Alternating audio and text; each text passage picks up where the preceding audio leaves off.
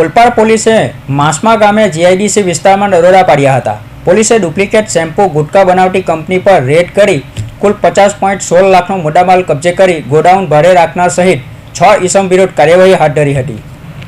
ઓલપાડ પોલીસે ચોક્કસ બાતમી મળી હતી કે ઓલપાડ તાલુકાના માસમા ગામની સીમમાં આવેલા જીઆઈડીસી વિસ્તારમાં એક કંપનીમાં ગેરકાયદેસર વિમલ અને ડવ શેમ્પૂ બનાવતું હોવાનું માહિતી મળતા પોલીસે મોટી રાત્રે છાપો માર્યો હતો. વિમલ ડવ શેમ્પૂનો જથ્થો જોઈ પોલીસે પણ તેને કબજે કરી લાયસન્સ ન મળતા પોલીસે કાર્યવાહી હાથ ધરી હતી.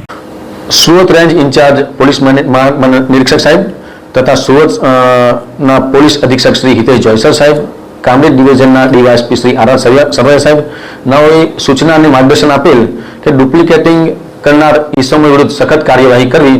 આ અનુસંધાને ઓલપાડ પોલીસે માસમા ગામની સીમમાં વિસ્તારમાં રેડ કરી એક જગ્યાએ વિમલ ગુટખા, ડવ શેમ્પૂ તથા તમાકુનું ડુપ્લિકેટિંગ કરતી ગેંગને મુદ્દામાલ સાથે ત્યાં રેડ કરેલ છે.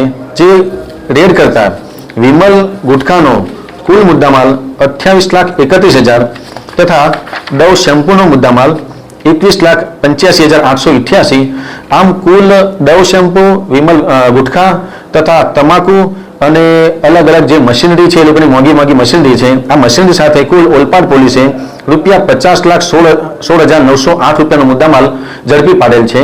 કંપનીમાં અલગ અલગ મશીનરી વિમલ પાન મસાલા તેમજ તમાકુ બનાવટનું પેકિંગ કરી બોક્સ ભરવામાં આવતા હતા તેમજ અલગ અલગ ડ્રમમાં બનાવટી લિક્વિડ ભરી મશીનની મદદથી પેકિંગ કરી દેવાતું હતું. પોલીસે 21.85 લાખની કિંમતનો વિમલનો જથ્થો, 28.31 લાખનો ડવ શેમ્પૂનો જથ્થો તેમજ અલગ અલગ મશીનો મળી કુલ 50.16 લાખનો મુદ્દામાલ સીઝ કર્યો હતો અને ગોડાઉન ભાડે રાખનાર અબ્દુલ હફીઝ તેમજ ગોડાઉનમાં મજૂરી કરનાર મનોજ કુમાર યાદવ, ઇમ્ટેખાબ મહેમદ, સંદીપ યાદવ, રાહુલ સોનકર, સુનિલ નિષાદ વિરુદ્ધ કાર્યવાહી હાથ ધરી હતી.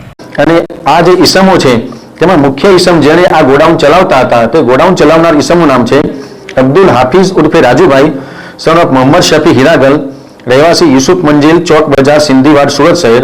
અને તેની સાથે અલગ અલગ રાજ્યના અમુક મજૂરો છે જે મજૂરો આ રાત દિવસ આ પ્રોડક્ટ જે છે એનું પેકિંગ કરી અને બોક્સ બનાવતા હતા. આ તમામને પૂછપરછ અર્થે પોલીસ સ્ટેશન ખાતે લાવવામાં આવેલ છે અને હાલ તપાસ ચાલુ છે. કયા રાજ્યમાં વેચાણ થતું હતું? હાલ પ્રાથમિક તપાસમાં ગોડાઉન ભાડે રાખનાર ઇસમ જણાવે છે કે આ સમગ્ર વસ્તુઓ જે છે બિહાર રાજ્યમાં મોટાભાગની વસ્તુઓ પ્રોડક્ટ મોકલી આપતા હતા. જે કંપનીઓ છે તેઓને જાણ કરે છે?